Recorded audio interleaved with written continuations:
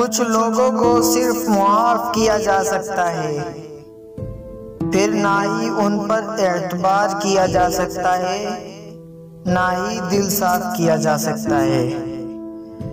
गुस्सा हमेशा ऐसे शख्स पर आता है जो अपने से कमजोर हो, जबकि अपने से ताकतवर शख्स पर कोई गुस्सा कैसे कर सकता है। बदला लेने से पहले ये जरूर देख लिया करो कि तुम अपने खुदा के नजदीक कितने कसूरवार हो।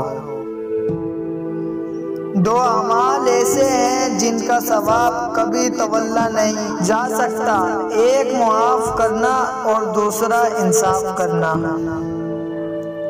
कभी कभी खुद से भी मुआफी मांगने को जी चाहता है, क्योंकि अनजाने में इंसान अपनी जात के साथ बहुत सी नाइंसाफियां कर जाता है। उससे जरूर माफी मांगो जिसे तुम चाहते हो, उसे मत छोड़ो जो तुम्हें चाहता है, और उससे कुछ ना छुपाओ जो तुम पर एतबार करता है।